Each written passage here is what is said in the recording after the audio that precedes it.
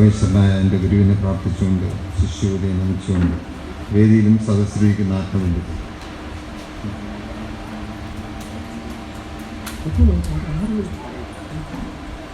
അവർക്ക് പോകണമെന്ന്, അവർക്ക് ആഹാരം കഴിക്കണം. അത് കഴിച്ചു കേട്ടോ. പോകേണ്ടവർക്ക് ആഹാരം കഴിക്കണേ. എന്തായാലും നമ്മുടെ സത്സംഗത്തിൻ്റെ ആ വേദിയിലേക്ക് നമ്മൾ ചർച്ച ചെയ്തു പോയ ഒരുപാടുണ്ട്. എങ്കിലും ഈ ക്വസ്റ്റ്യൻസിനൊക്കെ മറുപടി പറയാം. കഴിച്ചു.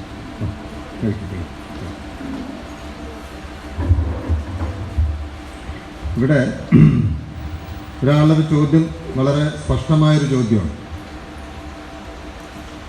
ഞാൻ കാലങ്ങളായി ആശ്രമത്തിൽ വന്നിരിക്കുന്നു, കൃത്യമായി പ്രാർത്ഥിക്കുന്നുണ്ട്, എനിക്ക് സമ്പത്ത് ഇഷ്ടം പോലെയുണ്ട്, ദുഃഖങ്ങൾ കട്ടിക്കരുത്, എന്തുകൊണ്ട്? എല്ലാം ഉണ്ട്. ഗുരു അത് പറഞ്ഞത് ഇത് പറഞ്ഞത് പാലക്കാട്ടിലെ ഒരു പ്രമുഖ വ്യക്തിയുടെ മുഖത്ത് നോക്കിയിട്ടാണ് ഗുരു പറഞ്ഞത്. കാരണം അദ്ദേഹവും ആശ്രമത്തിൽ നിന്ന് ഒരുപാട് കാര്യങ്ങൾ ചെയ്യുന്നൊരു വ്യക്തിയെ. സമ്പത്തൊക്കെ ഉണ്ട്, പക്ഷേ ഒപ്പം നിൽക്കുന്നവർ പിന്നിന്ന് കുത്തും, ഒപ്പം നിൽക്കുന്നവർ നമ്മളെ വേണ്ടാത്ര പറയും, സ്വന്തം ഭാര്യ അല്ലെങ്കിൽ സ്വന്തം ഭർത്താവ് നമ്മളെതിരെ തിരിയും. ഇതെന്തുകൊണ്ടാണെന്ന് ഗുരുവിനോട് ചോദിച്ചപ്പോൾ ഗുരു പറഞ്ഞത്, ഇതെല്ലാം നിനക്ക് കിട്ടിയത് ത്രിമൂർത്തി സമ്പ്രദായത്തിന് താഴെ നിന്ന് പ്രവർത്തിച്ചിട്ടാണ്. എന്തും നമ്മളിന്നിവിടെ കാണുന്ന ഫാൻ തിരിയുന്നത് തൊട്ട് ഞാൻ ഇന്ന് സംസാരിക്കുന്ന മൈക്ക് വരെ ആ സിസ്റ്റത്തിൻ്റെ താഴെ വന്ന ഇതിൻ്റെ വ്യക്തമായ ഒരു അനുഭവം ഞാനിവിടെ പറഞ്ഞുതരാം. ഒരിക്കൽ ഗുരുഭക്തസ്വാമി അറിയാം എല്ലാവർക്കും? ആരാ?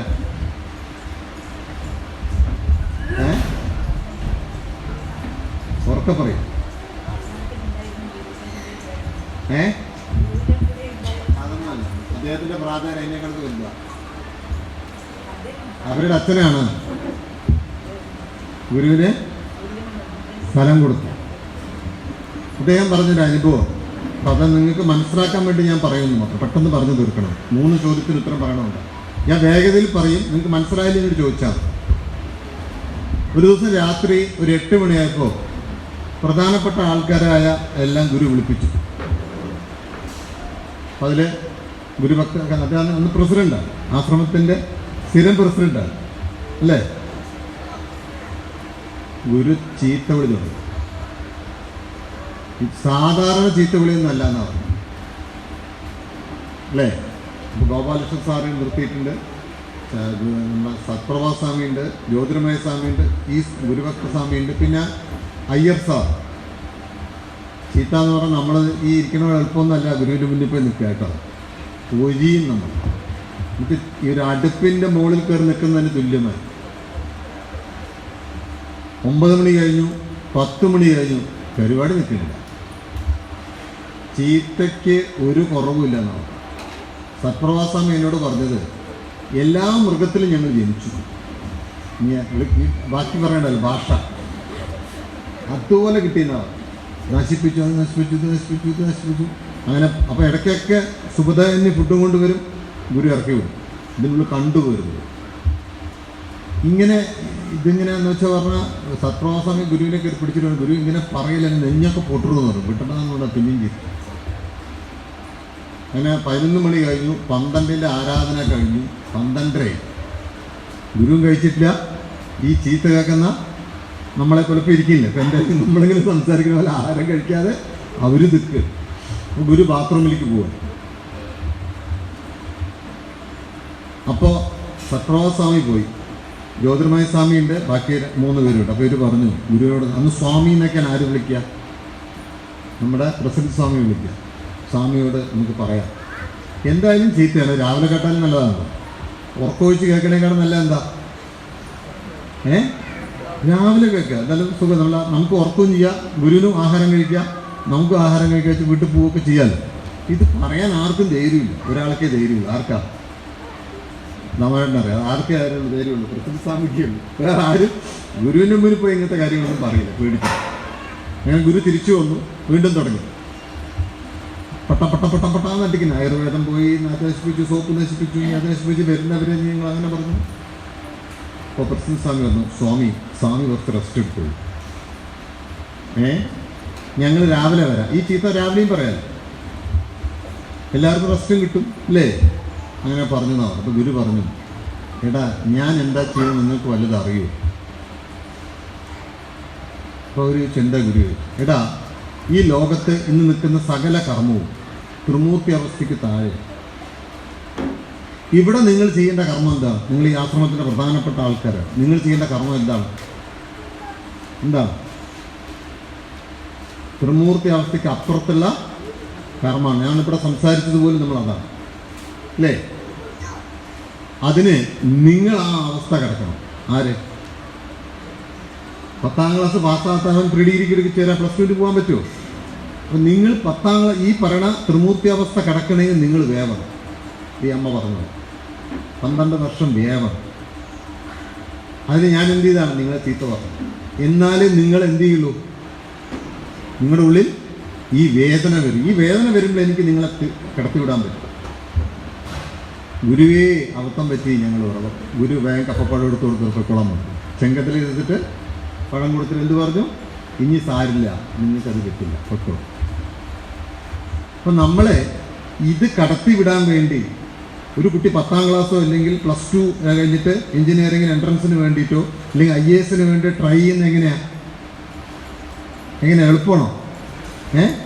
കട്ടയ്ക്ക് വേദന. അത് കടന്നിട്ട് അവൻ ആ പരീക്ഷ പാസ്സാകുമ്പോൾ അവനുണ്ടാവുന്ന ഗുണം അതിന് മഹിമയില്ല.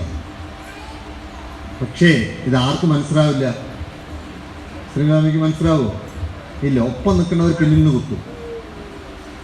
അതുവരെ ചിരിച്ചുകൊണ്ട് നിങ്ങളോട് നിന്നവൻ എന്ത് ചെയ്യും? നാമരേട്ട അറിയാം, അപ്പുറത്ത് പോയിട്ട് നാമരേട്ട കുറ്റം പറയും. ഈ ഇരിക്കുന്ന സത്സംഗത്തിലിരിക്കുന്നവർ മന്ത്രോസ്വാമി കുറ്റം പറയാം. അയാൾക്ക് വേറെ പണിയൊന്നുമില്ല. ഉച്ചയ്ക്ക് സമയത്ത് ആ ചൂട്ടത്തെ കൂടെ നിർത്തിയിട്ട് എന്തൊക്കെയോ പറയണം, വട്ടാണ് വരുന്നത്. ഇതെല്ലാം കേട്ടിട്ട് എന്താ കാരണം? ഇത് എൻ്റെ ജീവൻ്റെ കർമ്മവശം തിരിയുന്നു. ഇതാണ് ശിഷ്യപൂജ ഒരു അനുഭവം പറഞ്ഞു. എപ്പോൾ സ്കൂൾ വിട്ട് വന്നാലും ജന്നിക്ക് അടി കിട്ടും. ആരെടുന്ന്? ഗുരുവിന്. ജന്നിക്കറിയില്ല എന്തിനു അടി കൊടുക്കുന്നത്. സ്കൂളിൽ 10ാം ക്ലാസ് കഴിഞ്ഞ് വീട്ടിൽ കയറി പൂ വലിക്കും. അവിടെ വീടുകളിലൊക്കെ പോയി ഇതുപോലത്തെ പൂവുണ്ടെങ്കിൽ അതൊക്കെ വലിച്ച് അവിടെ ചിലപ്പോൾ ആ അമ്മ പത്മനാഭത്തെ അമ്മ ചിലപ്പോൾ എന്തെങ്കിലും വെള്ളം കൊടുക്കുക, അത് കുടിച്ചവർ എത്തുമ്പോൾ ഗുരുവിൻ്റെ അടുത്ത് അടിക്കും. എന്താ കാരണം? ഒപ്പം നിന്ന് വന്ന ഒരാൾ ഗുരുവിനോട് എന്താ പറഞ്ഞു കൊടുക്കണം? ആളുടെ പേര് ഞാൻ പറയുന്നത് ആലപ്പുഴ ഉണ്ട്. ആശ്രമത്തിലേക്ക് അടുക്കളയിലേക്ക് നിൽക്കുന്ന ഒരാളാണ്. ശിഷ്യപൂജയെക്കുറിച്ച് ഒരു ക്ലാസ്സിലാണ് കുറ്റം പറഞ്ഞത് ഗുരുവിന്. ഗുരു എന്താ പറയുന്നത്? അവൻ അങ്ങനെ കുറ്റം പറയുന്നത് ആരുടെ കുറവുകൊണ്ടാ? എൻ്റെ കുറവ്. അത് മാറണം. മനസ്സിലാവുന്നു? അപ്പോൾ നമുക്ക് എന്ത് ചെയ്യും? ചെറിയ ചെറിയ വേദനകൾ, വിഷമങ്ങൾ ഗുരു കൊണ്ടുവരും. ഗുരു പറഞ്ഞിട്ടുണ്ട്, വലിയ വേദനയും നിങ്ങൾക്ക് വരില്ല. കണ്ണ് തട്ടേണ്ടത് പിരിയെ തട്ടിട്ട് പോകും, ഉറപ്പാണ്. ഇത് ഗുരു നമുക്ക് തന്ന വാക്കാണ്. എപ്പോ നിങ്ങൾ എന്നെ മനസ്സിലാക്കി ജീവിക്കും. ഞാൻ കഴിഞ്ഞ പ്രാവശ്യം ശ്രീകൃഷ്ണ കഥ പറഞ്ഞെന്ന് ഓർമ്മയുണ്ടല്ലോ അല്ലേ? ആ തേര് കത്തിപ്പോകുന്നതിൻ്റെ കാര്യത്തിൽ ഞാൻ പറഞ്ഞതാണ്. അപ്പോൾ ഗുരു നമ്മുടെ കൂടെ ഉണ്ടെങ്കിൽ വേദന വരില്ല എന്ന് ഞാൻ പറയില്ല, വരും. പക്ഷേ നമുക്ക് സഹിക്കുന്ന ലെവലിൽ വരും. നമുക്ക് നമ്മുടെ കടം 1 ലക്ഷം ആണെങ്കിൽ അതൊരു 10,000 രൂപയുടെ കടം കൊണ്ടുവന്നിട്ട് 1 ലക്ഷം രൂപയുടെ തെറി കേൾപ്പിക്കും. ആരടുത്ത്? ഈ കടം വാങ്ങിയ ആളടുത്ത് 1 ലക്ഷം രൂപയുടെ തെറി നമ്മളെ കേൾപ്പിച്ചിട്ട് സിമ്പിളായിട്ട് തീർക്കും. രോഗം വരില്ല എന്ന് ഞാൻ പറയില്ല, വരും. പക്ഷേ നമുക്ക് വരുമ്പോൾ തന്നെ പറയും ഇത് ക്യാൻസറാണ്, മറ്റേതാണെന്നൊക്കെ പറഞ്ഞ് പേടിപ്പിക്കും. അത് കഴിയുമ്പോൾ അത് ഒന്നുമല്ലാതെ പോകും. അങ്ങനെ വന്നും പോകുന്നതാണ്. ആശ്രമത്തിൽ വരുമ്പോൾ അവൻ ഭക്തനാണെന്ന് നമുക്ക് ഉറപ്പിക്കും. എന്താ കാരണം? അവന് വേദന വരുന്നുണ്ട്, വിഷമം. അതാണ് ഗുരുവിൻ്റെ സമ്പൂർണ്ണ ഗുരുവാണ്. എടുക്കുമ്പോൾ തന്നെ ആദ്യം പറയുന്നത്, പ്രാർത്ഥിക്കുമ്പോൾ കട്ടിക്ക് വേദന വരും. ആ വേദന നിങ്ങളുടെ അനേക ജന്മത്തിൻ്റെ കർമ്മഗതി അഴിയലാണ്. എന്താണ് വേദന? ഒരു ചുക്കുമില്ല. നമ്മുടെ പൈസ നഷ്ടപ്പെടുമ്പോൾ ഉണ്ടാകുന്ന വേദനയല്ലാതെ വേറെ എന്ത് വേദന നമുക്കുണ്ടാവുക? ഒപ്പം നിൽക്കുന്നവരെ വിഷമവും നമ്മളെ കുത്തി പറയണ വേദനയല്ല. അത് വേറൊന്നും നമ്മളൊന്നും ചെയ്യാൻ പറ്റില്ല. പക്ഷേ ഇത് ഉള്ളതാണെന്ന് ശ്രീകൃഷ്ണൻ തൊട്ട് പറഞ്ഞു.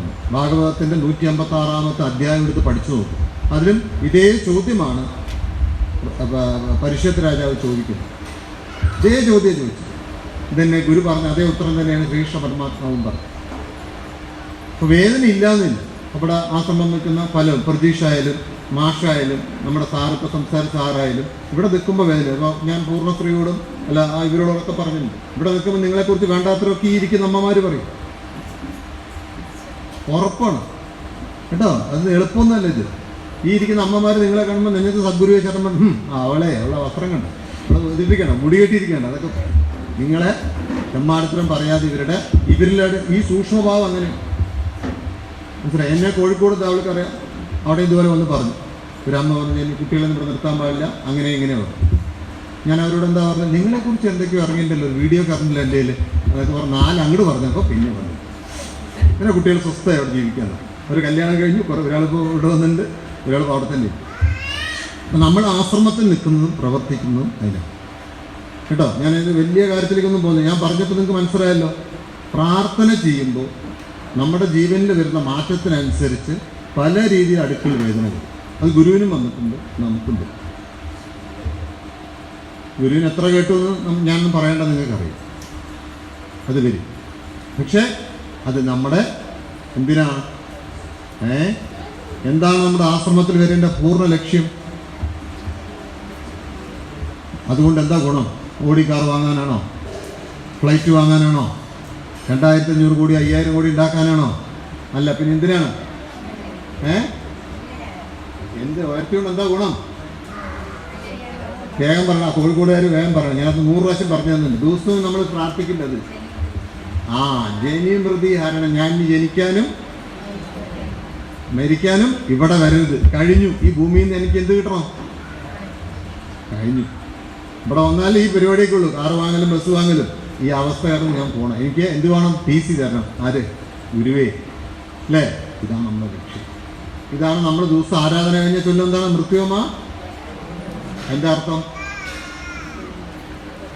മരണവും ജനനാഥ അമൃതത്തിൽ എനിക്ക് എത്തിച്ചേർന്നത്. അതിനാണ് ഈ ആരാധന കൂടിയതെന്ന് ഞാൻ പറഞ്ഞു. ആരോട്? എന്നിട്ട് പറയണതാണ് ഇപ്പോൾ ഇറങ്ങി വരെ സ്വർണ്ണത്തിന് 75,000 രൂപ ആയിട്ട് നീ അറിഞ്ഞു വന്നു. ഞാൻ ചൊല്ലുന്നത് എന്താ? എനിക്ക് ജനനവും മരണവും വേണ്ട, അല്ലേ? എന്നെ രക്ഷിക്കണമെന്ന് പറഞ്ഞിട്ട് ഇറങ്ങുമ്പോൾ ഇപ്പോൾ ഈ സ്റ്റെപ്പ് ഇറങ്ങി വന്ന് സംസാരിക്കണം. എന്താണ് നമ്മൾ? ഇതാണ് നമ്മുടെ ദുഃഖം. ഇതെന്ന് ഗുരു പൊട്ടിക്കുമ്പോൾ നമുക്കെന്ത് വരും? അത്രേ ഉള്ളൂ. അത് വേദനയല്ല, രക്ഷപ്പെടാനുള്ള കേട്ടോ. അടുത്ത ചോദ്യം എന്താ? ഈ അമ്മ ചോദിച്ച ചോദ്യമാണ്, പ്രാർത്ഥന എങ്ങനെ ചെയ്യണം അല്ലേ? ഓംകാരം വെച്ച വീട്ടിൽ രാവിലെയും വൈകുന്നേരത്തും പ്രാർത്ഥിച്ചേ പറ്റൂ, അല്ലെങ്കിൽ വെക്കാതിരിക്കുക. എൻ്റെ അഭിപ്രായമാണ്. അതിന് എന്നോളമേ ശരിയുള്ളൂ. ഞാനിപ്പോൾ 2-3 വീട്ടിൽ പോയി. കാരണം എൻ്റെ ഏറ്റവും ദുഃഖം, ഞാൻ ആദ്യമായി പോയ ബ്രാഞ്ചാശ്രമം കല്ലാറാണ്. അതുപോലെ ആഗ്രഹിച്ച് പോയതാണ്. കാരണം കല്ലാർ ആശ്രമമാണ് ആദ്യമായി തുടങ്ങിയത്. 1971 മാർച്ച് 23 അല്ല ഏപ്രിൽ 23 ഗുരുവിനെ വെച്ച് അവർ എന്ത് ചെയ്തു? ആരാധന തുടങ്ങിയ സ്ഥലം നിങ്ങൾ കാണണം. ഗുരുവിൻ്റെ വളരെ ചെറുപ്പത്തിലെ ഫോട്ടോ ഉണ്ട്. ആദ്യത്തെ 1971 ആദ്യത്തെ ബ്രാഞ്ചാശ്രമം. അവിടെ ഞാൻ പോയപ്പോൾ പല വീടുകളിലും ഞാൻ പോയപ്പോൾ അവർക്ക് എന്നെ അറിയില്ല, ഗുരുവിനെ അറിയില്ല, ആശ്രമം എന്താണെന്ന് അവർക്ക് അറിയില്ല. പക്ഷെ അവർ വീട്ടിൽ എന്തുണ്ട്? പൊട്ടിപ്പൊളിഞ്ഞ ഒരു ഓങ്കാരം സൈഡിൽ വെച്ച്. കാരണം രാമവരേട്ടൻ്റെ മുത്തശ്ശനാണ് ആരുടെ കൂടെ നടന്നിരിക്കുന്നത്? ഗുരുവിൻ്റെ കൂടെ. 1971 രാമവരേട്ടൻ അച്ഛനിലേക്ക് എത്തിയപ്പോൾ അത് 50% പോയി. രാമവരേട്ടൻ എത്തിയപ്പോൾ 75 പോയി. രാമവരേട്ടൻ അടുത്ത തലമുറയ്ക്ക് ഇപ്പോൾ ഇല്ല, അറിയില്ല. ഇപ്പോൾ ഗുരു പറഞ്ഞത് രാവിലെയും വൈകുന്നേരത്തും നമ്മുടെ വീട്ടിൽ എന്ത് വേണം? പ്രാർത്ഥന വേണം. കാരണം 5 തെറ്റ് നമ്മൾ ചെയ്തത് കൊണ്ട് നമുക്ക് ഒന്നിച്ച് പ്രാർത്ഥന ചെയ്യില്ല. എന്തൊക്കെ 5 തെറ്റ് ഞാൻ നിങ്ങളുടെ വീട്ടിലൊന്ന് പറഞ്ഞു തന്നു? മതം, ജാതി, ജാതകം, ദുർദേവത ആരാധന, അതനുസരിച്ചുള്ള ജീവിതചര്യ, ലൈഫ് സ്റ്റൈൽ എങ്ങനെയാണ്? ക്രിസ്ത്യാനിയും ഇസ്ലാമും ശിവൻ്റെ ആൾക്കാരും വിഷ്ണുവിൻ്റെ ആൾക്കാരും ഡേവിഡ് ആൾക്കാരും ബുദ്ധൻ്റെ ആൾക്കാരും ജൈനിൻ്റെ ആൾക്കാരൊക്കെ ജീവിക്കുന്ന ഒരേപോലെയാണോ? വ്യത്യാസമുണ്ട്. ഇത് തെറ്റായ കുറെ കർമ്മം നമ്മളിൽ വന്നതുകൊണ്ട് ഈ അബദ്ധം നമ്മുടെ വീട്ടിൽ കിടക്കുന്നു. ഇത് കാരണം എന്ത് ചെയ്യില്ല? ഒന്നിച്ച് നമ്മുടെ പ്രാർത്ഥന ഉണ്ടാകും. പക്ഷെ എന്താ നമ്മൾ ചെയ്യുക? എങ്ങനെയെങ്കിലും ഒരു വീടൊക്കെ കെട്ടി അവിടെ പോയി വലിയ കാര്യത്തിൽ ഗുരുവേ കൊണ്ട് ഓങ്കാരമൊക്കെ വാങ്ങിച്ചു വരും. ഭയങ്കര സങ്കല്പമാണ്, അതാണ് ഇതാണൊക്കെ കൊണ്ടുപോകും. ആദ്യത്തൊക്കെ വീട്ടിൽ അടിയായിരിക്കും, എന്തിനാ വിളക്ക് വെക്കാൻ, ഞാൻ വെക്കാം നീ വെക്കാമെന്ന്. കുറേ കഴിഞ്ഞാൽ അടി എന്തിനായിരിക്കും, നീ വെക്കുവാണെങ്കിൽ ഞാൻ വെക്കാം, എന്നെ കൊണ്ട് സൗകര്യമില്ലാന്ന്. ഇപ്പോൾ വീടുകളിൽ പോയപ്പോൾ എൻ്റെ കംപ്ലൈൻ്റ് ആവാം, സ്വാമി അവൻ വിളക്കുളത്തിനില്ല, അവൾ വിളക്കുളത്തിനില്ല. പിന്നെ എന്തിനതുകൊണ്ട് വെച്ച് അറിയില്ല. അപ്പം നമ്മുടെ വീട്ടിൽ രാവിലെയും വൈകുന്നേരത്തും നമ്മൾ എന്ത് വേണം? ഓങ്കാരമുള്ള വീട്ടിൽ പ്രാർത്ഥന വേണം, ഉറപ്പായിട്ടും. അതിൽ യാതൊരു വിട്ടുവീഴ്ചയില്ല. ഇല്ലെങ്കിൽ നിങ്ങൾ എന്ത് ചെയ്താൽ മതി? എൻ്റെ ചനത്തിൽ കുളത്തി വെച്ചാൽ എന്തിനാ വെറുതെ ഉപദ്രവിക്കാൻ നിൽക്കണം?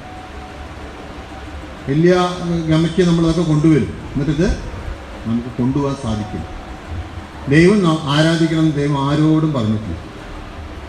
ഈശ്വരൻ എവിടെയെങ്കിലും എന്നെ നിങ്ങൾ ആരാധിക്കണമെന്ന് പറഞ്ഞോ, അത് പിശാചായിരിക്കും. ദൈവം ആരോടും പറഞ്ഞിട്ടില്ല. ഗുരു നമ്മളോട് പറഞ്ഞ് ആരാധിക്കുകയും അത് വികൃതമാക്കാതിരിക്കും. അപ്പോൾ പ്രാർത്ഥന വേണം. 2, മരണ വീട്ടിലെ പ്രാർത്ഥന എങ്ങനെയായിരിക്കണം? മരണ വീട്ടിൽ ശവം ഉള്ളപ്പോഴാണോ ചോദിക്കുന്നത്? അത് നമ്മൾ ചെയ്യാറുള്ളത്, ഇപ്പോൾ ചെയ്യാമെന്ന് നമ്മൾ പഠിപ്പിച്ചിരിക്കുന്നത്. മരണ വീട്ടിലിപ്പോൾ രാമനായിട്ട് നമ്മൾ ചെയ്തില്ലേ, 3 പ്രാവശ്യം അഖണ്ഡനാമം ജപിക്കും. 3 പ്രാവശ്യം സങ്കല്പം പറഞ്ഞു കഴിഞ്ഞിട്ട് നമ്മൾ എന്ത് ചെയ്യും? തുടങ്ങും. അതിന് മുമ്പ് ആ ബോഡീനെ നമ്മൾ കൊണ്ടുവന്ന് കിടത്തി നല്ല വൃത്തിയായിട്ട് പൂവൊക്കെ വെച്ച് അലങ്കരിക്കണം, നല്ല മണമൊക്കെ ആക്കണം. മനസ്സിലായോ? എന്നിട്ട് 3 പ്രാവശ്യം അഖണ്ഡനാമം 3 സങ്കല്പം കഴിഞ്ഞാൽ കരുണാകരയെ ചൊല്ലാം. കരുണാകര ചൊല്ലും ദൈവദശകം ചൊല്ലി അവസാനിക്കുമ്പോൾ പൂട്ടിരിക്കണം കേട്ടോ. ദൈവദശകം അവസാനിക്കുമ്പോൾ നമ്മൾ എന്ത് ചെയ്യണം? ആഴണം, വാഴണം. അല്ലേ? എവിടെയാണ് നമ്മൾ വാഴേണ്ടത്? നിൻ മഹസ്തമാടി. ആരുടെ? ഗുരുവിൻ്റെ കുടുംബക്കൂട്. ആരെ? ഈ മരിച്ച ജീവൻ എവിടെ ഉണ്ടാവണം? അല്ലെങ്കിൽ ശ്രീകൃഷ്ണൻ പറഞ്ഞ പോലെ 9-ാം അധ്യായത്തിൽ 20 ശ്ലോകത്തിൽ പറഞ്ഞാൽ ഏതിനെ ആരാധിച്ചോ അതിൻ്റെ കീഴിലായി പൂട്ട് കഴിഞ്ഞു. പൂട്ട് കഴിഞ്ഞാൽ എന്ത് ചെയ്യണം? എല്ലാവരും പൂട്ട് കഴിഞ്ഞാൽ ഗുരുഗീത ചൊല്ലണം കേട്ടോ. ഗുരുഗീത ചൊല്ലിക്കഴിഞ്ഞാൽ നമ്മുടെ കഴിഞ്ഞു അല്ലേ? അത് കഴിഞ്ഞാൽ നമുക്ക് എന്ത് ചെയ്യാം? അവിടെയാണ് അടുക്കുന്നെങ്കിൽ നമുക്ക് കുടിയിലേക്ക് എടുക്കാം. അവിടെ വെച്ച് അശ്വത്ഥോമ ചൊല്ലിയാണ്. അല്ല ശ്മശാനത്തിലാണ് കൊണ്ടുപോയിട്ടില്ല, അവർക്ക് പറ്റില്ല. അപ്പോൾ അവിടെ നിന്ന് അശ്വത്ഥോമ ചൊല്ലി ബോഡി. എല്ലാവർക്കും സംശയമുണ്ടോ കേട്ടോ? അത്ര. പിന്നെ ഈ ചന്ദനത്തിരി കുത്തണമൊന്നും ചടങ്ങല്ല, അത് വെറുതെ മണത്തിന് വേണ്ടി കുത്തുന്ന. അവിടെ എന്തൊക്കെ കൊണ്ട് മൂത്തമൊക്കെ നെഞ്ഞത്ത് കുത്ത്, 2ാമത്തെ കാലിൽ കുത്ത് എന്നൊക്കെ പറഞ്ഞിട്ടൊന്നും നമ്മുടെ ഇല്ല കേട്ടോ. അത് ഭംഗിക്ക് വേണ്ടി, അടയാളത്തിനും വേണ്ടി ചെയ്തതാണ്. ക്ലിയർ ആണല്ലോ? അപ്പം അത് കഴിഞ്ഞു. ഇനി അവസാന ചോദ്യമാണ്, നവോല ജ്യോതിർദിനം എന്തുകൊണ്ടാണ് അങ്ങനെ വിളിക്കുന്നത്? അതൊരു ദിവസത്തെ ക്ലാസ്സാണ്. ഞാൻ അതിൻ്റെ ചെറിയൊരു ഭാഗം പറഞ്ഞു തരും, നിങ്ങൾക്ക് മനസ്സിലാവുകയാണെങ്കിൽ എടുക്കണം. നമ്മുടെ ഗുരു നമ്മളെ പഠിപ്പിച്ചത് മനുഷ്യന് ദൈവത്തിൻ്റെ സ്മൃതി പോയത് 25 ചതുർയുഗമായി. എന്നുവെച്ചാൽ 10,25 വർഷം, 10,25,00,000 വർഷത്തിന് മുമ്പ് നമ്മുടെ മെമ്മറി പോയി, ഗുരുവുമായിട്ടുള്ള അല്ലെങ്കിൽ ദൈവമായിട്ടുള്ള മെമ്മറി പോയി. ഇതിന് ശേഷം വന്നിട്ടുള്ള ഒരു മഹാത്മാവിനും ഇത് തിരുത്താൻ പറ്റിയില്ല. ഉദാഹരണം പറഞ്ഞാൽ നമുക്ക് എളുപ്പം പറയാം. 10 മണിക്കൂറും 25 മിനിറ്റുമായിട്ട് ഇവിടെ കറണ്ടില്ല വയ്ക്കുക. അപ്പോൾ ബാറ്ററിയൊക്കെ എന്താവും? മൊബൈൽ ചാർജ് ചെയ്യാൻ പറ്റുമോ? എല്ലാം ഡൗൺ ആവുക. എന്ന പോലെ ഇവിടെ വന്ന ഒരു മഹാത്മാവിനും ഈ കറണ്ടില്ലാത്ത കാര്യം അറിഞ്ഞില്ല. അവരെന്ത് ചെയ്തു? മൊബൈലൊക്കെ ചാർജ് കുത്തി. പക്ഷെ ഒരു മൊബൈലിനും ചാർജ് ചെയ്യും. എന്ന പോലെ അവർ വന്നിട്ട് ഇവിടെ നമുക്കെല്ലാം പറഞ്ഞു തന്നു, സ്വർഗ്ഗലോകം വരെ പറഞ്ഞു തന്നു അല്ലേ? എന്താണ് സ്വർഗ്ഗലോകം? ഞാൻ മുമ്പ് പറഞ്ഞിട്ടുണ്ട്, ഇല്ലാത്തൊരു ലോകം. സത്യമാണോ അല്ലേ? സ്വർഗം എന്ന് പറഞ്ഞാൽ വേറെ, ജീവൻ്റെ അവസ്ഥയിൽ വേറെയാണ്. ഇന്ന് നിങ്ങൾ പഠിക്കുന്ന സ്വർഗവും ഗുരു പറഞ്ഞ സ്വർഗവും വ്യത്യാസം. അതിന് സംശയമുണ്ടോ? ഉണ്ടോ? ഇല്ല. ഞാനൊരു മതസൗഹാർദ്ദ സമ്മേളനത്തിന് പോയി. അവിടെ 3 മതക്കാർ സ്വർഗത്തിലെത്തണം എന്നാണ് പറയുന്നത്. ഹിന്ദു മതത്തിൽ സ്വർഗമുണ്ട്. എന്താ നമ്മളെ സ്വർഗത്തിൽ ഗുണം? കുറേ പേര് ഡാൻസ് കളിക്കും, കാണാനുണ്ട്, അടിപൊളി ഡാൻസാണ്. അവിടെ വെജിറ്റേറിയൻ ഫുഡേ കിട്ടുള്ളൂ കേട്ടോ, അവിടെ വേറെ ഫുഡൊന്നും കിട്ടില്ല. പിന്നെ അവിടെ ഒരു ലുലു മാർട്ട് ഉണ്ട്, അതിൻ്റെ അടുത്ത് പോയി ആ മരത്തിൻ്റെ ചോട്ടിൽ പോയി നിന്നാൽ നിങ്ങൾക്ക് വിചാരിച്ചാൽ മതി, അപ്പം തന്നെ ബില്ലടിച്ച് സാധനം തരും, ഫ്രീ ആണ്. കൽപ്പവൃക്ഷം എന്നാണ് കിട്ടിയത് ഇല്ലേ? സ്വർഗം നല്ല സുഖമാണ്. അതേസമയം ക്രിസ്ത്യൻ സ്വർഗത്തിലേക്ക് പോയി, അവിടെ എന്താ? നല്ല വീഞ്ഞ കിട്ടും, അടിപൊളിയാണ്. നോൺ വെജിറ്റേറിയൻ ഫുഡാണ് അവിടെ. പിന്നെ നമ്മളെ സഹായിക്കാൻ മാലാകന്മാരൊക്കെ ഉണ്ട്, ഇങ്ങനെ അടിപൊളിയാണ്. അപ്പം ഞാൻ മുസ്ലിം സ്വർഗത്തിൽ പോയി, അവിടെ പുഴ പോലെ ഒഴുകണ് കള്ള്. പിന്നെ കന്യാസ്ത്രീമാരും നോൺ വെജിറ്റേറിയൻ ഫുഡും ഗംഭീരം.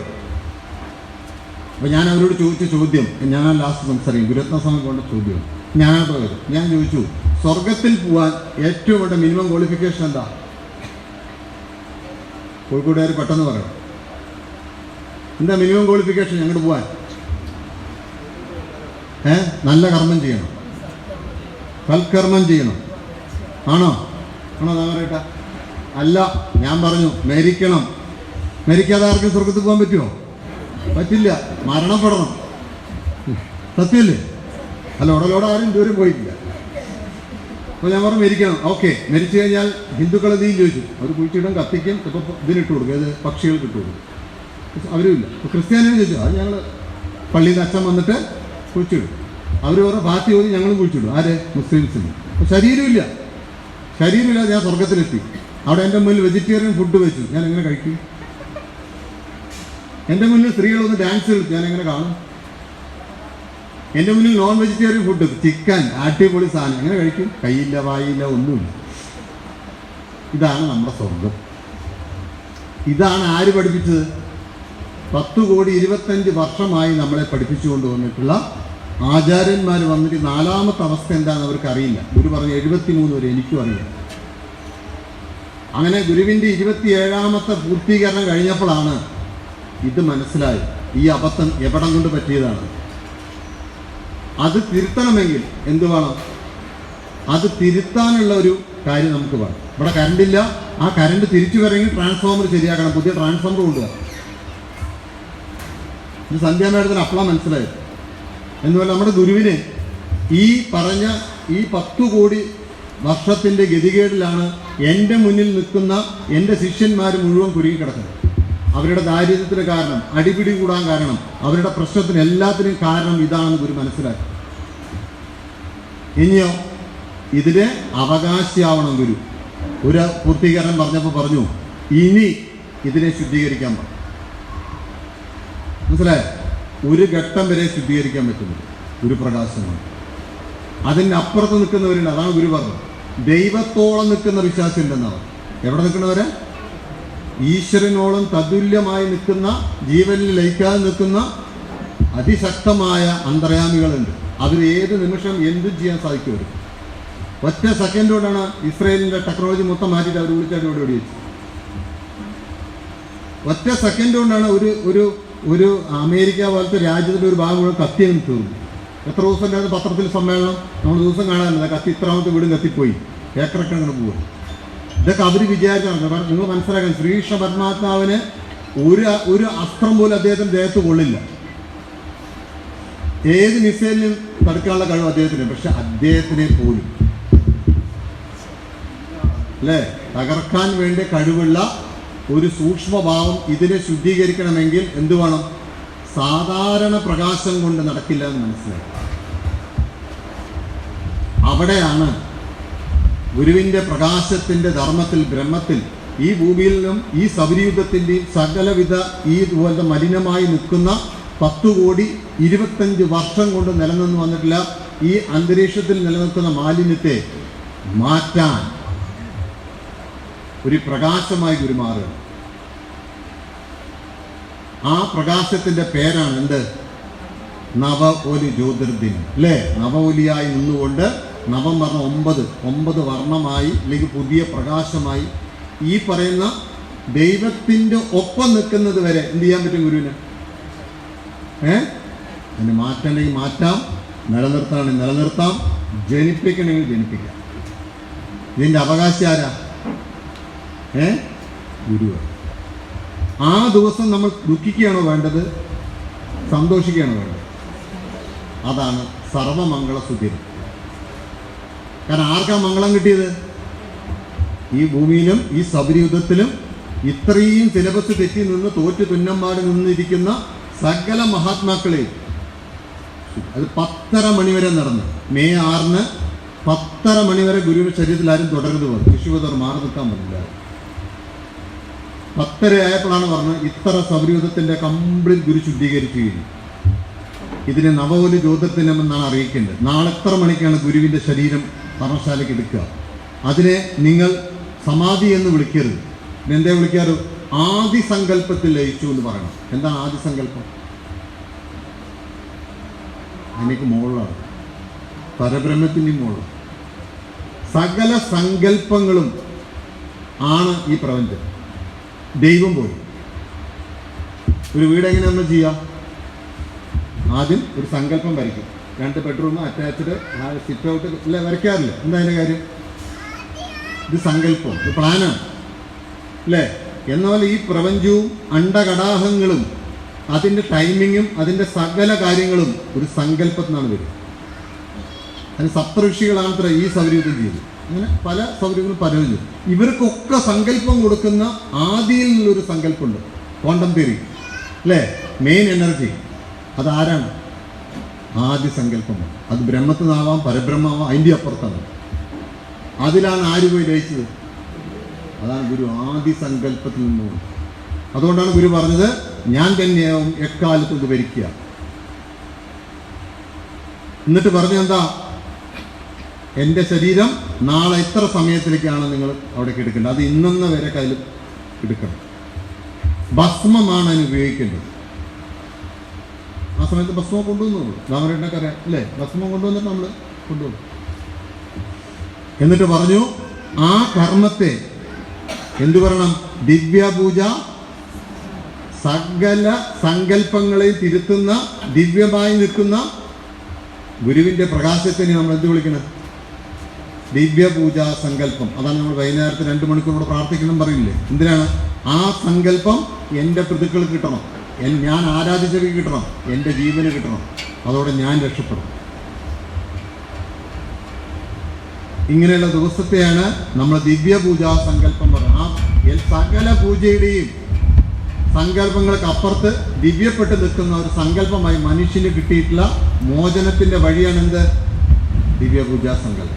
അതുകൊണ്ട് നിങ്ങൾ മെയ് 6 മുമ്പ് 7-ാം തീയതി ടിക്കറ്റ് ബുക്ക് ചെയ്ത് പോകരുത്. ദയവേത് 8-ാം തീയതി ടിക്കറ്റ് ബുക്ക്. പിന്നെ 7-ാം തീയതി ഈ പ്രാർത്ഥന കഴിഞ്ഞ സങ്കല്പം നമ്മൾ സമർപ്പിക്കണം. ആര്? അവനവൻ്റെ ജീവന് വേണ്ടി, എൻ്റെ ഗോത്രത്തിന് വേണ്ടി. നിങ്ങൾ നോക്കിക്കോ, നിങ്ങൾ ഓരോ ആൾക്കാരും നിങ്ങളുടെ ഗോത്രത്തിൻ്റെ അധിപനായി നിൽക്കും. അതാണ് ഗുരു പറഞ്ഞത്. 11 മണിക്കാണ് വീണ്ടും പറഞ്ഞത്, ഈ പരമ്പരയിരിക്കുന്ന ഓരോരുത്തരും അല്ലേ ഓരോ ഗണത്തിൻ്റെ അധിപന്മാരാക്കി ഗുരു നിർത്തിയിരിക്കുന്നു. ജീവൻ ദാമരേട്ടനൊക്കെ എവിടെയാണെന്ന് ദാമരേട്ടൻ പോലും അറിയില്ല. അത്രയും ഉയരത്തിൽ കൊണ്ട് നിർത്തിയിരിക്കുന്നു. അവരതിൻ്റെ കർമ്മത്തിൽ നിന്ന് പ്രവർത്തിക്കണം എന്ന് പറഞ്ഞു. ഇത് ഞാൻ പറഞ്ഞതല്ല, നിങ്ങൾക്ക് വായിച്ചു നോക്കാം. ഗുരു ഭയങ്കര വലിയ രൂപത്തിൽ നമ്മളെല്ലാം കെട്ടിപ്പിടിച്ചുകൊണ്ടാണ് ഗുരു പറയുന്നത്. എന്തിനാണത് പറഞ്ഞത്? നിങ്ങളുടെ ഓരോ ജീവനെയും ഞാൻ ആ തലത്തിൽ നിർത്തിയിട്ട് അവിടെ തൊട്ട് നിങ്ങൾ ശരിയാക്കണമെന്ന് പറഞ്ഞു. ഇതാണ് നവോലി ജ്യോതിർദിനത്തിൻ്റെ പ്രാധാന്യം. നമ്മളവിടെ പോയി ആ നവോലി കിട്ടുമ്പോൾ ഞാൻ പ്രാർത്ഥിച്ചില്ല മച്ചിലെ ഭഗവതിയും മച്ചില് അല്ലാത്ത ഭഗവതിയും, ഇനി ഇവിടെ ഇരിക്കുന്ന എന്താണ് എൻ്റെ പേര് ഇല്ല, മുച്ചിലോട്ട് ഭഗവതി, പിന്നെ വേറെ ഇല്ലേ മുത്തപ്പൻ, അങ്ങനെയുള്ള സകലത്തിനും എന്ത് സംഭവിക്കും? എൻ്റെ ജീവനിലൂടെ അവർക്കാണ് കിട്ടുന്നത്. ആർക്കാണ് കിട്ടുന്നത്? ഇവർ രക്ഷപ്പെടുക. ഇവരെല്ലാം എൻ്റെ ആരാധനാമൂർത്തി, എൻ്റെ പ്രകൃതിയിലുണ്ട്. ഇവരാണ് എനിക്ക് വേദന തന്നത്. ഇവർക്ക് ഞാൻ എന്താ കൊടുക്കുന്നത്? മറിച്ച് ഈ പ്രകാശം കൊടുത്തിട്ട് ഇവർക്ക് ജനിക്കാനോ അല്ലെങ്കിൽ നിലനിൽക്കാനോ അല്ലെങ്കിൽ ഇവരെ മറ്റൊരു രൂപത്തിലേക്ക് മാറാനുള്ള വഴി നമ്മൾ ഒരുക്കുക. അതിൻ്റെ ഫലമായിട്ടാണ് കണ്ണൂരിൽ അടി നിന്നത്. അതാണ് ഈ പ്രതിഷ്ഠയുടെ പ്രാധാന്യം. ഇനി അത് വരുമ്പോഴുള്ള മാറ്റം കണ്ടോ. അപ്പോൾ 3-4 ഉത്തരം പറഞ്ഞു കഴിഞ്ഞു. 3 സമയമായി. നവരത്ന നിയമപ്രകാരം 2:30 വിശക്കുന്നവനോട് വിശക്കുന്നവനോട് ആത്മീയം അധികം പറയരുതെന്നാണ് പറഞ്ഞത്. 4 ചോദ്യത്തിന് നവല ജ്യോതിർദിനത്തിന് നമുക്ക് ഒരുപാട് സംസാരിക്കാനുണ്ട്. ഞാൻ പിന്നീട് ഒരു ദിവസം ഞാൻ വിശദമായി സംസാരിക്കാം. അത് ഓരോ അടുക്കായിട്ട് സംസാരിക്കണം. അത് ഓരോ അടുക്കായിട്ട് അത് വായിക്കണം കേട്ടോ. അത് നിങ്ങൾ മനസ്സിലാക്കണം. നിങ്ങളെല്ലാവരും ഇനിയിപ്പോൾ തിരുവനന്തപുരത്ത് പോകാൻ പറ്റാത്തവരെല്ലാവരും എന്ത് ചെയ്യണം? അന്ന് രാവിലെ തൊട്ട് ഇവിടെ വന്നൊന്ന് പ്രാർത്ഥിക്കണം കേട്ടോ. പ്രാർത്ഥിച്ചിട്ട് എന്ത് ചെയ്യണം? ഇവിടെ ചെയ്യണം. പിറ്റേ ദിവസവും വൈകുന്നേരത്ത് ഇവിടെ വന്ന് പ്രാർത്ഥിക്കണം. 2 ദിവസവും നമ്മളിവിടെ പ്രാർത്ഥന. എന്തിനു വേണ്ടിയിട്ടാ? നമ്മുടെ ഇതിലൂടെ മുത്തപ്പൻ രക്ഷപ്പെടണം അല്ലേ? മുച്ചിലോട്ട് ഭഗവതി, അങ്ങനെ ആരൊക്കെ ഉണ്ടോ അവരൊക്കെ എന്ത് ചെയ്യണം? നമ്മളിലൂടെ രക്ഷപ്പെട്ടു പോകും കേട്ടോ. എന്നിട്ട് നിങ്ങൾ എന്ത് വിടണം? 2 കാര്യം വിടണം. എന്തൊക്കെയാ 2 കാര്യം? മതവും ജാതിയും നിങ്ങൾ വിടണം. അല്ലെങ്കിൽ നിങ്ങൾ വീണ്ടും മറ്റിലോട്ട് ഭഗവതി നിങ്ങൾക്ക് വേണ്ടി പ്രാർത്ഥിക്കേണ്ടി ഇവിടെ വന്നിട്ട്. കാരണം അവർ ഇവിടെ നിന്ന് സംസാരിക്കാൻ വരും, അവർ എനിക്ക് ഇവിടെ വരും. അപ്പം നിങ്ങളെന്ത് കിടക്കുന്നുണ്ടാവും? നിങ്ങൾ അവിടെ ഇരിക്കുന്നു. അപ്പോൾ അവർ നിങ്ങൾക്ക് വേണ്ടി പ്രാർത്ഥിക്കാനുള്ള ഇടവരുത്തുക. നിങ്ങൾ ഈ രണ്ടെണ്ണത്തിലേ വിടണം കേട്ടോ. അതെപ്പോഴാണ് വിടുക? നമ്മളെ പിടിക്കുക. മക്കളുടെ കല്യാണം വരുമ്പോൾ, മരണം വരുമ്പോൾ നമ്മൾ എന്ത് ചെയ്യും? പതുക്കെ സ്റ്റേറിംഗ് പിടിക്കും. എന്നിട്ട് പറയും, എന്താ പറയുക, ശിശുവിന് അനുവാദം തന്നു. അതോടെ ഈ ആശയം പോയില്ലേ ചോദിച്ചത്? നിങ്ങൾ ഈ ആശയം പോയില്ലേ? മതവും ജാതിയും നോക്കി നിങ്ങൾ കല്യാണം കഴിക്കാൻ അനുവാദം എന്ന് പറഞ്ഞാൽ ഈ പ്രസ്ഥാനം പോയി. ഗുരു എന്താ പറയുക? നിങ്ങളുടെ ഇഷ്ടത്തിന് ചെയ്തു. അതിൽ ചിലവർ ന്യായങ്ങളാണ്. അപ്പം അതുകൊണ്ട് അതൊന്നും നമ്മുടെ കയ്യിൽ പെട്ടതല്ല കേട്ടോ. ഇനി നവോല ജ്യോതിരത്തിന് കൂടെ സംശയം ഉണ്ടെങ്കിൽ ഞാൻ വ്യക്തമായി അവിടുന്ന് പറഞ്ഞുതരാം. കാരണം ആഹാരം കഴിക്കാതെ പലവരും മുഖമൊക്കെ വാടി തകർന്നിരിക്കുകയാണ് അല്ലേ. അപ്പോൾ ഞാൻ നിർത്തുന്നു. എല്ലാമായ എൻ്റെ ഗുരുവിൻ്റെ തൃപ്പാദങ്ങളിലേക്ക് എൻ്റെ വാക്കുകൾ സമർപ്പിക്കുന്നു. സഗുരുവേശ.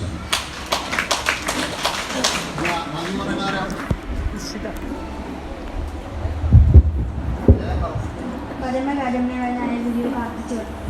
അഭിവന്ദ്യ ശിഷ്യ